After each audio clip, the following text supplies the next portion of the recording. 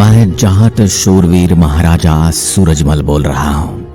मैं वही हूं जिसे जाट जाति का प्लूटो या जाटों का अफलातून भी कहा जाता है।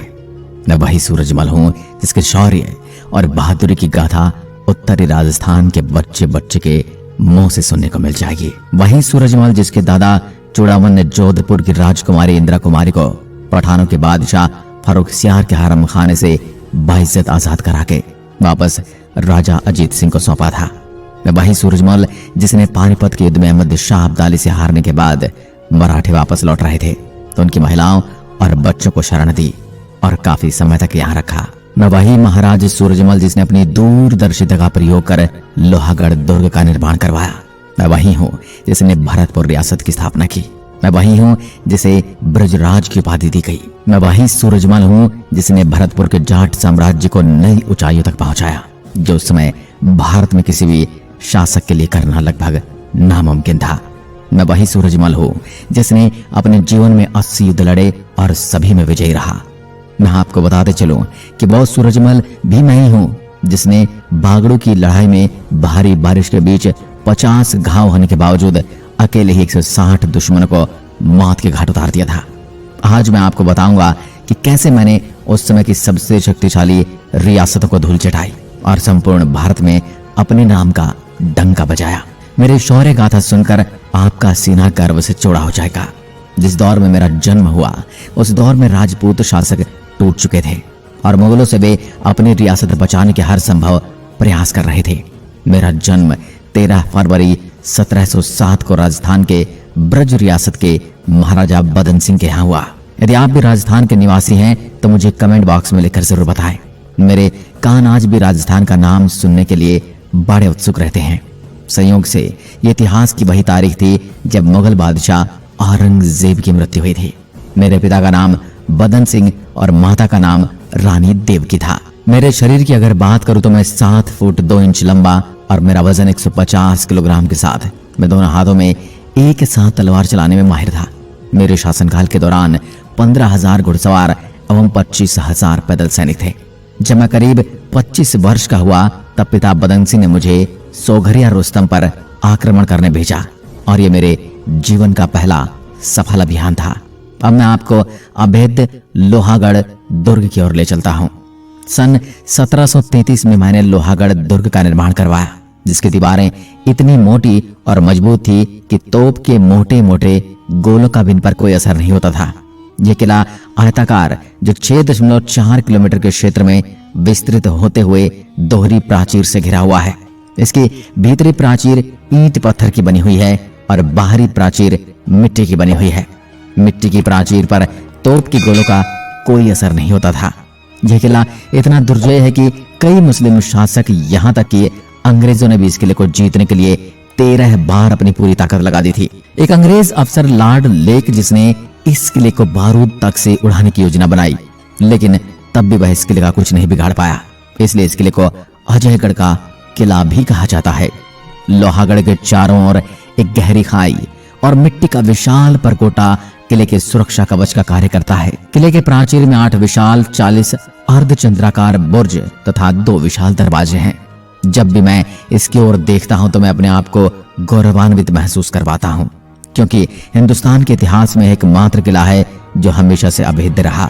किसी की परछाई तक इस पर नहीं पड़ पाई। अब मैं आपको बताता चलूं कि मैंने रणभूमि में महाराज जयसिंह के बड़े पुत्र ईश्वरीय सिंह का क्यों साथ दिया। मेरे और जयपुर रियासत के महाराज जयसिंह में दोस्ताना संबंध है, परंतु महाराज जयसिंह की मृत्यु होने से जयपुर रियासत को लेकर जयसिंह के दोनों पुत्रों ईश्वरीय सिंह और माधव सिंह में सत्ता संघर्ष शुरू हो गया। मैं जयसिंह के बड़े पुत्र ईश्वरीय सिंह को नियमानुसार रियासत का वारिस देखना चाहता था।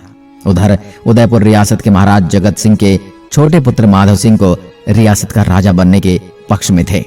इस मतभेद को लेकर दोनों के बीच 1747 में युद्ध हुआ, जिसमें ईश्वरीय सिंह को विजयश्री प्राप्त हुई। लेकिन माधव सिंह अभी भी रियासत पाने की लालसा में था और एक रणनीति के तहत वो मराठों, राठौड़ों एवं उदयपुर के सिसोदिया राजाओं के साथ मिलकर फिर से ईश्वरीय सिंह से युद्ध करने आ गया। ऐसे में अब ईश्वरीय सिंह अकेला पड़ गया और उसकी हार निश्चित दिखाई देने लगी। लेकिन ऐसे माहौल में मैं बिना परिणाम की चिंता किए हुए अपने 10,000 सैनिकों को लेकर ईश्वरीय सिंह का साथ देने रणभूमि में पहुंच गया।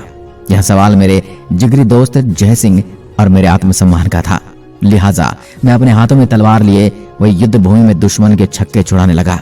मुझे खूंखार तरीके से लड़ता देख जब राजपूत राजाओं ने मेरा परिचय पूछा, तब मैंने जवाब दिया, नहीं जाटनी ने सही व्यर्थ प्रसव की पीर, तब जन्मा उसके गर्भ से सूरजमल सा वीर। 20 अगस्त 1748 में बागरू स्थान पर लड़ाई में भारी बारिश के बीच 50 घाव लगने के बावजूद अकेले ही मैंने 160 दुश्मनों को मौत के घाट उतार दिया। ईश्वर सिंह को इस युद्ध में भी विजयश्री प्राप्त हुई और वह जयपुर रियासत के राजा घोषित हुए। मैंने अपने वीर साहसी सैनिकों के साथ 1753 में वैशाख माह में दिल्ली पर कूच कर दिया। मुगल सम्राट की सेना के साथ मेरा संघर्ष कई महीने तक चलता रहा और आखिरकार कार्तिक के महीने में मैंने दिल्ली पर आक्रमण किया और दिल्ली सहित फिरोज शाह कोटला तक अपने राज्य का विस्तार किया। मेरे इस राज्य विस्तार को देखकर दिल्ली के नवाब नवाजुद्दीन ने मराठा सरदारों के कान मेरे खिलाफ भर दिए। इसका परिणाम यह हुआ कि मराठा सरदारों ने मिलकर भरतपुर पर चढ़ाई कर दी। 3 महीने से भी ज्यादा समय तक भरतपुर कुम्हेर के किले को घेर कर रखा, लेकिन मराठा सरदार भरतपुर पर कब्जा करने में सफल रहे और इस हमले की कीमत मैंने मराठा सरदार मलधर राव के बेटे खंडराव होलकर को मौत के घाट उतारकर चुकता कर लिया। कोई चारा न देकर मराठा सरदारों को मुझसे संधि करनी पड़ी। मराठा सरदार होलकर ने 1754 में भरतपुर कुम्हेर पर आक्रमण कर दिया। मैंने नजीबुद्दौला द्वारा अहमद शाह अब्दाली के सहयोग से भारत को मजहबी राष्ट्र बनाने की कोशिश को विफल कर दिया। मेरे इस पराक्रम को देख सन 1755 में मेरे पिता बदन सिंह ने अपने जीवन काल में ही मुझे भरतपुर की बागडोर सौंप दी। 22 मई 1755 को मेरा राज्याभिषेक कर दिया गया। भरतपुर का युद्ध 12 फरवरी 1757 को भरतपुर और अफगानों के सेना के बीच लड़ा गया था। अफगान दुर्रानी साम्राज्य के शासक अहमद शाह दुर्रानी ने भरतपुर पर हमला कर दिया। दुर्रानी ने डींग पर हमला करने की हिम्मत नहीं की। मेरी सेना उसके खिलाफ बल्लभगढ़, चौमुंडा, गोकुल, कुम्हेर और भरतपुर में लड़ाई लड़ रही थी। सेना ने अफगान सेना को रोक दिया। सेना ने अब्दाली की सेना को हरा भी दिया। अंत में अब्दाली को युद्ध छोड़कर पीछे हटना पड़ा। इस दौरान उसने मथुरा और वृंदावन के पवित्र स्थानों को बर्बाद कर दिया और लूट लिया। 14 जनवरी 1761 में पानीपत की तीसरी लड़ाई मराठों और अहमद शाह अब्दाली के बीच हुई। मराठों के पास न तो पूरा राशन था और न ही इस इलाके का उन्हें भेद था। कई दिन के भूखे सैनिक क्या युद्ध करते। अगर उस दिन सदाशिव राव मुझसे छोटी सी बात पर तकरार करके मुझे उस युद्ध में साझेदार बनाता तो आज भारत की तस्वीर कुछ अलग होती, लेकिन फिर भी मैंने दोस्ती का हक अदा किया। 30-40 हजार मराठा सैनिक जंग के बाद जब वापस जाने लगे तो भरतपुर रियासत के इलाके में पहुंचते पहुंचते उनका बुरा हाल हो गया था। जख्मी हालत में भूखे प्यासे सब मरने की कगार पर थे और ऊपर से भयंकर सर्दी भी थी। 10 दिन तक मैंने उन्हें भरतपुर में रखा। उनके भोजन एवं कपड़ों का इंतजाम किया। महारानी किशोरी ने भी जनता से अपील करके अनाज आदि इकट्ठा किया। उस समय के हिसाब से करीब 20 लाख रुपए उनकी सेवा पानी पर खर्च हुए। जाते हुए हर आदमी को 1 रुपया, 1 सेर अनाज और कुछ कपड़े दिए गए ताकि रास्ते का खर्च निकाल सके। कुछ मराठा सैनिक लड़ाई से पहले अपने परिवार को बिलाए थे और उन्हें हरियाणा के गांव में छोड़ गए। कई सैनिकों की मौत के बाद उनकी विधवाएं वापस नहीं गई। बाद में वे परिवार हरियाणा की संस्कृति में रम गए और कुछ मराठा परिवार यहां ही बस गए, जो बाद में चलकर भगोड़ ब्राह्मण कहलाए। यह बात उस समय की है जब मराठे बहुत ताकतवर बन गए थे। उनके सामने लड़ने की किसी की हिम्मत नहीं थी। इसी वजह से वो अपने साथ में औरतें और बच्चों को भी लेकर चलते थे। दिल्ली की तो उस समय कोई हैसियत ही नहीं थी कि वो मराठों से लड़ सके। दिल्ली के दीवाने खास को लूटकर मराठों ने सिक्के ढलवा दिए थे। जब अफगानी आक्रांता अहमद शाह अब्दाली भारत आया तो उसके और मराठों के बीच पानीपत में युद्ध हुआ। जब मराठे युद्ध के लिए जा रहे थे तो भरतपुर से होकर गुजरे थे। तभी मैंने उनको सलाह दी कि औरतों और बच्चों को यहीं छोड़ दो और सेना को हल्की कर लो और साथ में मैं भी चलता हूं, जो उस समय का सबसे बड़ा योद्धा था। लेकिन उस समय जो मराठों का सेनापति था सदाशिवराव भाऊ ज्यादा घमंडी था। उसने मेरी एक न सुनी और मेरे से तकरार करके चला गया। फिर भी युद्ध के बाद लौटते समय मैंने ही उनकी रक्षा की और एक भारतीय संस्कृति की सदियों से चली आ रही परंपरा का अनूठा उदाहरण पेश किया। 2019 में बॉलीवुड वालों ने एक फिल्म बनाई थी पानीपत, जिसमें उन्होंने शूरवीर योद्धा सूरजमल को गलत बताया क्योंकि महाराष्ट्र में फिल्म बना रहे हो तो क्या लोग मराठों को गलत बता सकते हैं? नहीं। तो उन्होंने राजस्थान के शूरवीर योद्धा सूरजमल को उस समय फिल्म में गलत बताया, जिसका काफी विरोध भी किया गया। बाजीराव मस्तानी, पद्मावत और पानीपत जैसी फिल्मों को देखने के बाद जहन में एक ही बात आती है कि बॉलीवुड वालों को इतिहास पर फिल्म बनानी आती ही नहीं। इन्होंने भारतीय इतिहास को तरोड़ मरोड़ कर इनके अपने हित के अनुरूप ही दर्शकों को परोसा है। इसके बारे में आप क्या कहना चाहते हैं? कमेंट में लिखकर जरूर बताएं। उस काल में आगरा सबसे धनी नगर था। मैंने दोआब क्षेत्र में अपना प्रभाव फिर से स्थापित करने के लिए आगरा के किले पर कब्जा करने का फैसला किया। 3 मई 1761 को 4000 सैनिकों के साथ मैंने सेना बलराम की कमान में आगरा पहुंची और आगरा किले के किलेदार को मेरा संदेश दिया गया कि सेना यमुना पार करना चाहती है और शिविर की जगह की जरूरत है। किलेदार ने डेरा डालने की स्वीकृति दे दी। इस बीच सेना ने किले में प्रवेश करना आरंभ कर दिया, जिसका पहरेदारों ने विरोध किया, जिसमें 200 लोग मारे गए। सेना ने जामा मस्जिद से युद्ध आरंभ किया। इस अवधि के दौरान मैं स्थितियों का निरीक्षण करने के लिए मथुरा में रुका। मैं जून के प्रथम सप्ताह में आगरा में अपनी सेना की सहायता के लिए आगरा पहुंचा। मैंने आगरा शहर में रहने वाले गार्डों के परिवारों के सदस्यों को गिरफ्तार कर लिया और किले के पहरेदारों को आत्मसमर्पण के लिए दबाव डाला। अंत में 1 लाख रुपए की रिश्वत और 5 गांवों की जागीर लेकर किलेदार आत्मसमर्पण करने को तैयार हो गया।